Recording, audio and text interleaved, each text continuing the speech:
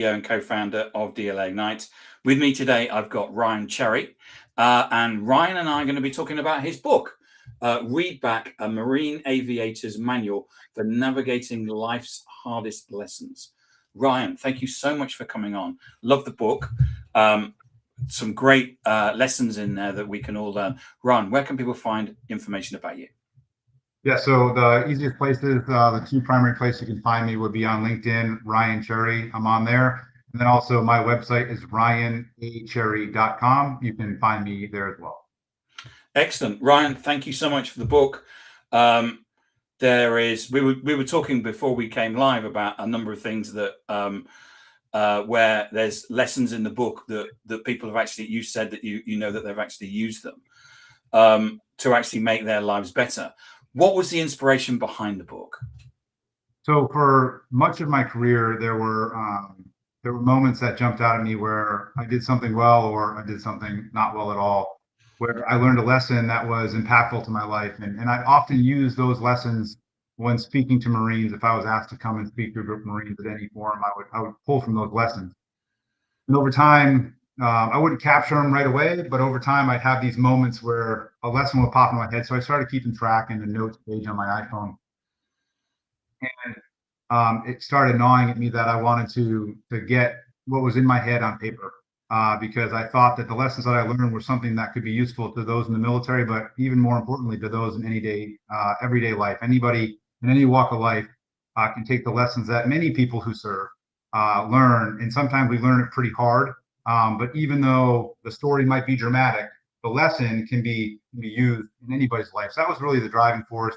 And also, I can't leave out the fact that a big part was also to download what was in my head onto paper for my son, Joey.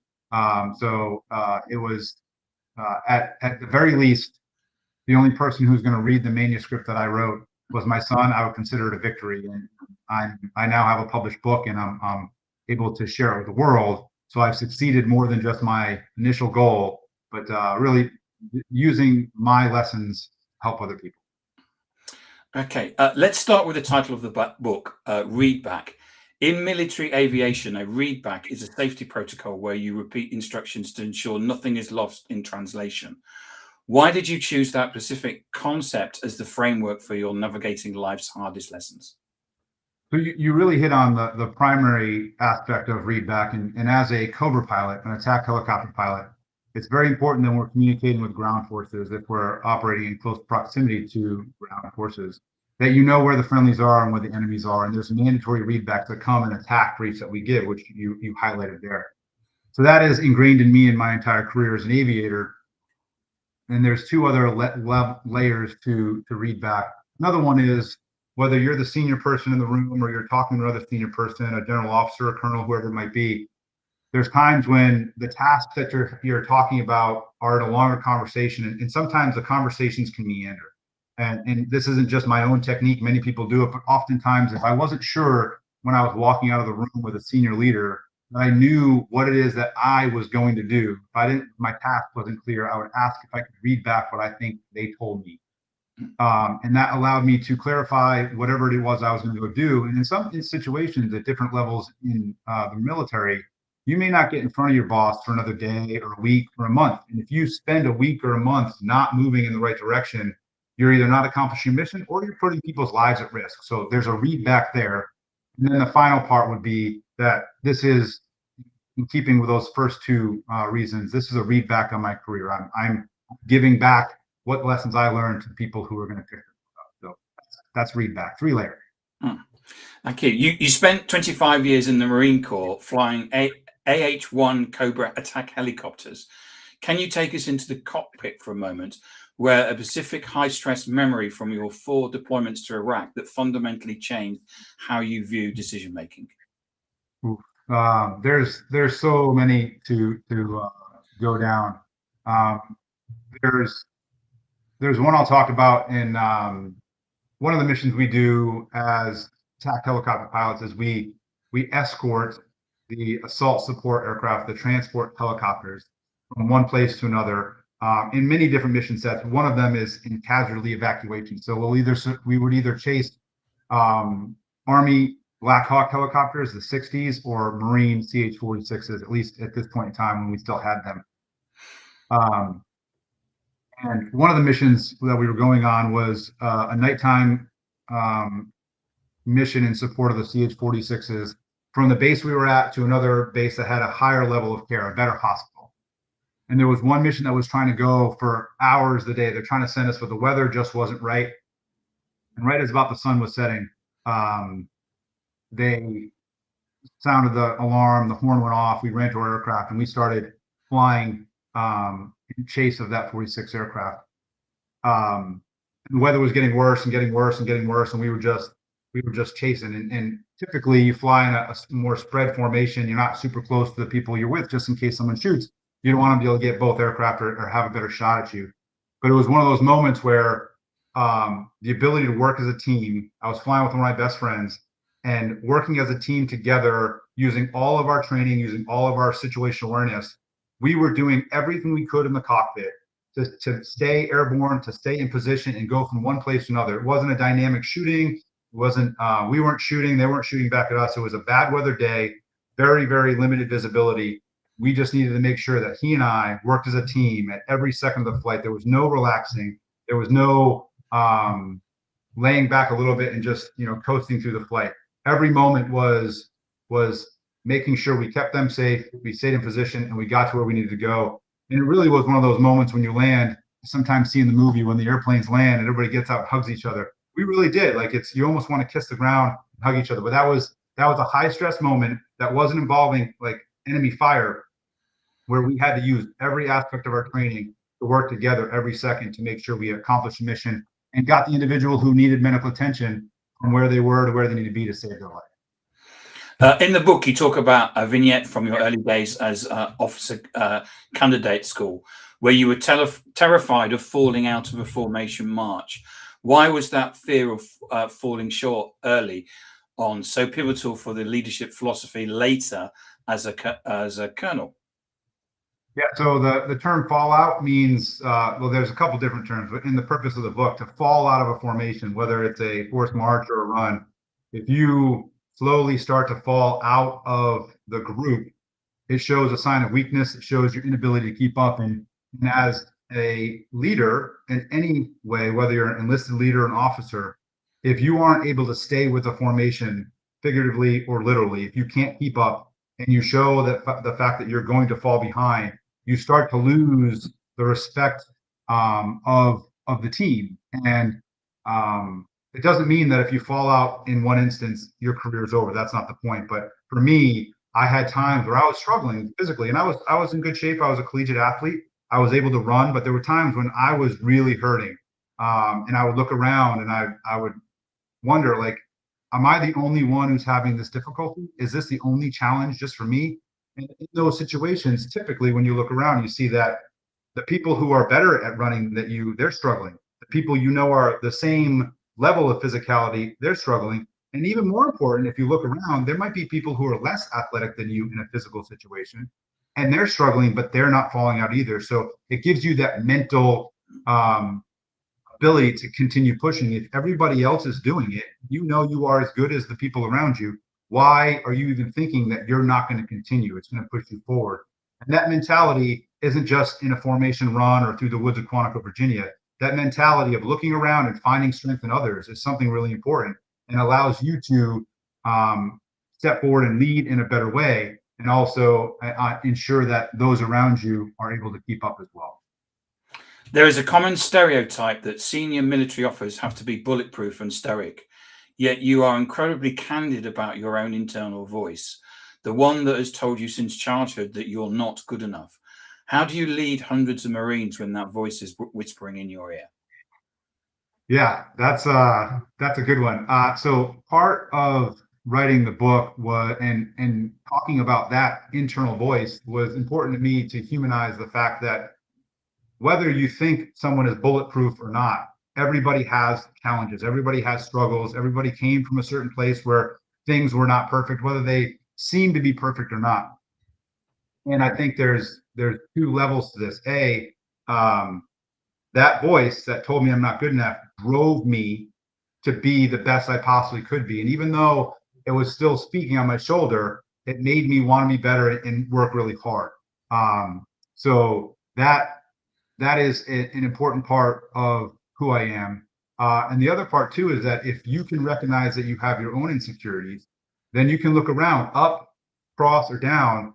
Everybody has things that they're struggling with, and it allows you to have, when you're able and when required, to have the human nature inside of you seen in others and understand that everybody's having struggles. So if somebody's challenged in some way, shape, or form, it may be because they didn't prepare, or it may be because there's something else going on. And that's part of the Marine Corps, where we're going to drive hard, we're going to expect a lot of people, but we also take care of each other. We're also looking out to make sure that everybody's welfare is taken care of. So there's an aspect of identifying in yourself and in other people that there are unseen challenges that may be affecting their ability to accomplish the job. So Readback isn't just about the battlefield. It's also about, you open up about the trenches of everyday life, including your own personal battles. And how did your military training prepare you for those personal crises, and where did it fall short? I would say there's a level of action that happens in the mind of most military people. I think of it as flipping the switch, right? There's the thought of, or the phrase, it's run to the sound of chaos. That's a typical thing for the Marines, or the concept of embrace the suck, where you just know that something is going to be difficult and you start moving. I think for everyday life, there's an aspect of, in the military, Marine Corps specific, we're already like, the switch is almost halfway flipped. You're already almost taking action. And if you have a bias for action and you can move out in uncertainty, you're able to accomplish so much more. There's the ability to avoid the hesitation to, in normal life, to say the first word in a hard conversation with your spouse, to step off and jump off the diving board that you're scared of jumping off of, or to make a decision in business or in life that you're really churning in your head and you're wondering the pros and the cons. Should I, shouldn't I? At some point in time, flip the switch, take the first step, move out. And that's a huge aspect of what we learn in the Marine Corps, that we're always kind of leaning towards the movement. And so if you can take that quick action, it allows you to get after whatever it is your goals are in life without stalling for too long. You noted in the book that you noted that you wrote the book partly as a way of providing 22 lessons. What do you think is the most difficult, or what was the most difficult to actually put down on paper? So I would say the hardest one for me to write was really talking about where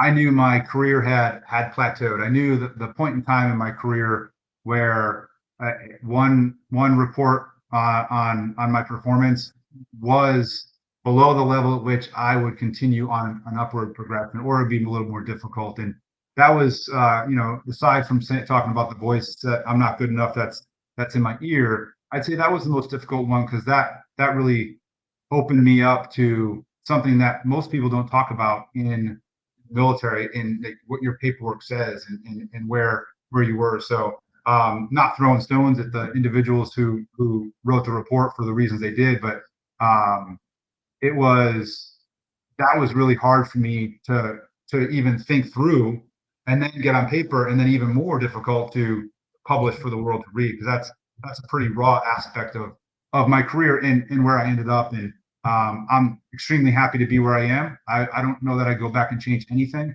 but it still was a very difficult aspect of my career, because that in my view, that was one of my failures, is I wasn't able to be at least in the running for whatever the next step might be. You talk actually quite a lot about the importance, if you want to get promotion, how you get promotion. And that's actually instant translation. You can translate that into the private sector and the commercial world. You make a really compelling point in the book that people should actively test their own religious, political, or cultural beliefs by considering the humanity of those outside their enclosed circles. How did your global deployments, particularly in Indo-Pacific and the Middle East, shape that perspective? Yeah, so that's a really good question, because I've been I've deployed many times, and I've spent a lot of time in Asia, and I've spent a lot of time in the Middle East. And the concept that you're bringing up is the concept of walking around the fighting hole. It's something one of my bosses said often, and really in the military sense, the very tactical sense, you literally dig a fighting hole and you see your position and your vantage point of the enemy. When you walk around the fighting hole, you look at your position from the enemy's perspective, and you're identifying weaknesses. You're identifying things you need to improve, and you're testing whether or not your viewpoint is accurate. And that's a very military tactical way to look at things. But when you take that outside the military and look at a much broader view, I think in today's world, there are many people, and I'm not choosing any side of a political spectrum or a religious spectrum. There are many people who get laser focused on their belief system, and then that's the only belief system that works. Or they get laser focused on that one thing that you're talking about that day. It doesn't, the sports team, whatever it might be. And if you can look at the world from the perspective of others, whether it's from a deployment to the Middle East or Asia, or just the person who lives down the street from you, if when you're thinking about somebody else's viewpoint or somebody else's actions, if you can stop and look at it from their point of view, the actions they took to have that view or make that decision, if you can understand why they made the decisions they make or have the beliefs they have, then you can give them grace, right? Because they came to it in a thoughtful way that's different than yours, and you don't have to agree with them. In the military sense, walk around the fighting hole gives you an advantage over the enemy to kill the enemy. That's not the point of walk around the fighting hole in this conversation. You might reinforce your beliefs because you still think they're wrong, or you may broaden your view of the world, and you don't have to agree with them. But if you can understand their perspective, then you can have a conversation with anybody about anything at any time and still see the humanity in everybody, because no matter what you believe, what you think, we're all humans. We're all working hard to be, everybody's working hard to be the best they possibly can. And the sense of walking around the fighting hole will allow you to give grace to people when, if you didn't, you may just think they're wrong because you feel a different way. You talk about the difference between learning from your own mistakes versus learning from the mistakes of others. As an executive coach now, what is the common leadership mistake you see civilian CEOs making that a Marine squadron commander would catch instantly? Sorry, I lost you on the front side. Say that question again. Okay, yeah, Readback. Yeah, you talk about the difference between learning from your own mistakes versus learning from the mistakes of others. As an executive coach now, what is the common leadership mistake you see civilian CEOs making that a Marine squadron commander would catch instantly? So I think there's an aspect of allowing for people to identify mistakes that were made and allow the mistake not to be the zero defect. You make the mistake and you're done. Like, have grace, but also teach people, create a culture that if someone makes a mistake and they own the mistake and come to you with corrections to move forward, I think that's probably the best thing we can do, translating from military to civilian life in this conversation, is identify and create a culture where you're able to give people the power to identify the problem, whether it's their mistake or not, come up with a solution and move forward without having a situation where people are in fear of making a mistake and pointing fingers at others, because then you start to have pockets of angst among different team members and you lose the ability to kind of work together as a full team. You stated that this book, this is the last question. You stated that this book is meant to be a historical record for your family, a guide for service members, and an encouragement for civilians. When your son reads this book years from now, what is the single greatest truth you hope he takes away from his father's journey? That's a heavy one. So I think there's a couple different layers here. So I really wanted him to see inside my head of like who I was, and really help him see maybe what shaped what I did, why I was gone for so long at times. I mean, we moved home and I retired when he was 11, and he lived in 7 places. He'd seen a lot of the world, and he'd been pulled around as a military kid for a long time. But I wanted to see that. Um, I want to see who I am as a man and allow him to pick and choose the traits that he sees in me as his dad, and compare them to the traits that he saw in me in the book, and find a way to meld those together to allow him to have tools that he can use to decide how he will live his life, the decisions he'll make going forward. Excellent. Ryan Cherry, thank you so much for coming on and talking about your book, Readback, a Marine Aviator's Manual for Navigating Life's Hardest Lessons. If I wanted to buy a copy of this, where could I get one from? So the easiest place to find it is on Amazon right now. So just search Readback and Ryan Cherry, and it'll pop right up. So you can get the ebook or the hard copy, but Amazon's easiest. Otherwise, you can go to Amplify Publishing Group, which is my publisher. And if you want a copy signed, then shoot me a note on LinkedIn, and I will sign it and send it your way. And you told me, didn't you, before we went live, that you got #1 on Amazon yesterday? Absolutely. So just this morning, big news for me.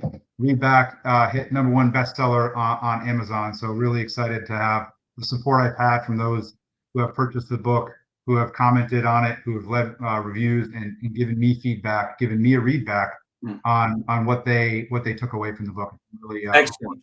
And Ryan, where can we find information about you? So once again, you can go to ryancherry.com or find me on LinkedIn, Ryan Cherry. Excellent. Thank you so much for coming on and talking about the book. There's so many great leadership examples in here, Ryan. Thank you so much for that. And thank you for sharing them with us today.